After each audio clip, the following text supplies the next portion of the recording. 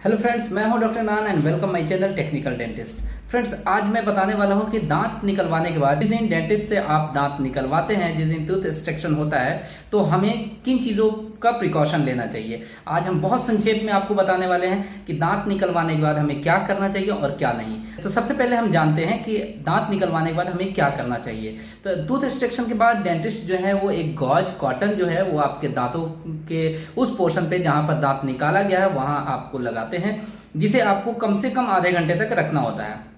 और ये आधे घंटे तक कॉटन को दबा कर रखना होता है, बहुत ज़्यादा बात नहीं करना होता है। और आधे घंटे के बाद आपको वो कॉटन निकाल देना चाहिए, हटा देना चाहिए। और दूसरी बात ये कि जब एनेस्थीसिया का प्रभाव कम होता है, ख़त्म हो जाता है, तो दांतों में दर्द होना स्वाभाविक है।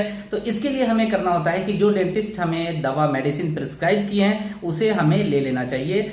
लगभग दांत निकालने के 1 घंटे के अंदर हमें दवा ले लेना चाहिए, ताकि एनेस्थीसिया का प्रभाव खत्म हो तो हमारे दांतों का दर्द तेज ना हो। अब आते हैं हम तीसरी बात पर कि दांत निकाली गई जगह से थोड़ा सा ब्लीडिंग होता है, जो कि मतलब हल्का सलाइवा के जरिए थूकने पर हल्का ब्लीडिंग जैसा फील होता है कि ब्लड आ रहा है। अगर ये 24 घंटे तक कंटिन्यू आता रहता है आपको, तो आपको अपने डेंटिस्ट से मिलना चाहिए। नहीं तो फिर पैनिक नहीं होना है। हल्का सलाइवा अगर सलाइवा के जरिए जब आप थूकते हैं और हल्का ब्लीडिंग आता है तो उससे आपको बहुत ज़्यादा पैनिक नहीं होना है। कोशिश करना है कि हमें बात कम करें, ज़्यादा से ज़्यादा हम खामोश रहें और रेस्ट करें। अब आते हैं हम चौथे बात पर। दांत निकलवाने के 1 दिन के बाद, यानी हमने अगर आज दांत निकलवाया है तो उसके अगले दिन हमें नमक वाले पानी से कुल्ला करना है, यानी कि गार्गल करना है। नमक वाले पानी से, नमक में एक्चुअली में एंटीबैक्टीरियल प्रॉपर्टी होता है, जो हमें हमारे दांतों के जख्म को साफ करने में बहुत ज़्यादा हेल्पफुल होता है। तो हमें करना ये है कि जब दांत निकला उसके अगले दिन से ठंडे पानी को लेकर उसमें हाफ ग्लास यानी 100 ml वाटर में आपको लगभग 10 ग्राम सॉल्ट मिक्स करना है।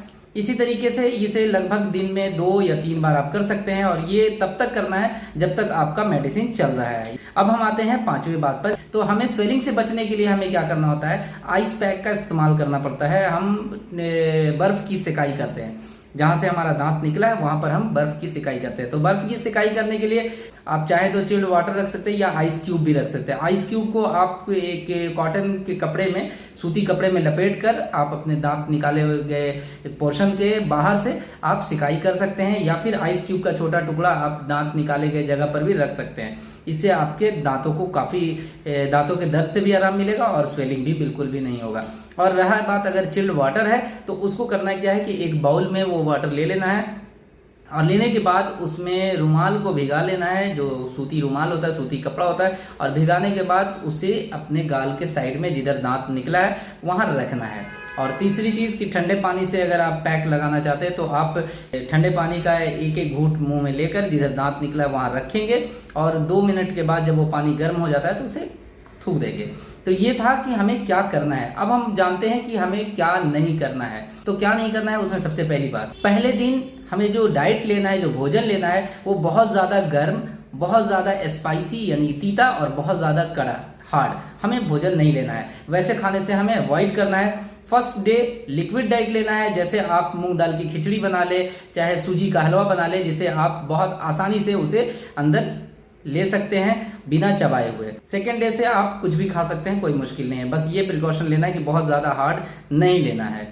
तो अब आते हैं नेक्स्ट कि हमें क्या नहीं करना है। हमें ये ध्यान रखना है कि हमें बार बार कुल्ला नहीं करना है। बार बार कुल्ला करके लोग क्या करते हैं कि वो जो क्लॉट हुआ ब्लड होता है, जो खून का थक्का जमता है, उसे हम बार बार हिला देते हैं, डिस्टर्ब हो जाता है और फिर से ब्लीडिंग चालू हो जाता है। तो इसलिए हमें यह ध्यान रखना है कि हमें बार बार कुल्ला नहीं करना है। नेक्स्ट में हमें ध्यान रखना है कि दांत निकलवाने के बाद बहुत जोर से थूके नहीं। अगर मुंह में सलाइवा आता है तो उसे हम हल्के लार की तरह ऐसे गिरा सकते हैं, बहुत कस के थूकना नहीं है, और कोशिश करना है कि हम बार बार ना थूकें।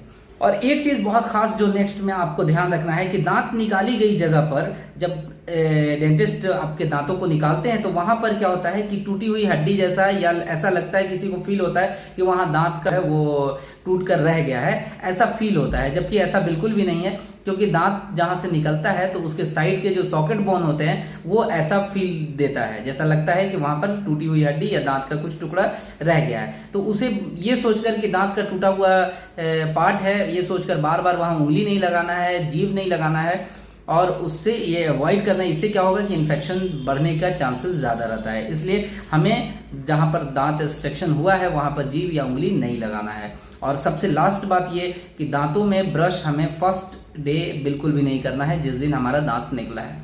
उसके 24 घंटे के बाद ही हमें ब्रश करना चाहिए और ब्रश करने के लिए वहाँ पर बहुत स्मूथली ब्रश को ले जाना है। बाकी अदर दांतों को आप ब्रश कर सकते हैं, उस जगह पर जिस जगह पर रिस्ट्रिक्शन हुआ है वहाँ पर आपको ब्रश बहुत फोर्सली नहीं करना है। तो ये थे कुछ प्रिकॉशन जो हमें क्या करना है और क्या नहीं करना है। उम्मीद है आपको ये वीडियो पसंद आया होगा। तो ऐसे ही वीडियो के लिए हमारे चैनल को सब्सक्राइब करें और लाइक करें। तो फिर मिलते हैं हम आपके साथ नए वीडियो के साथ। Bye bye.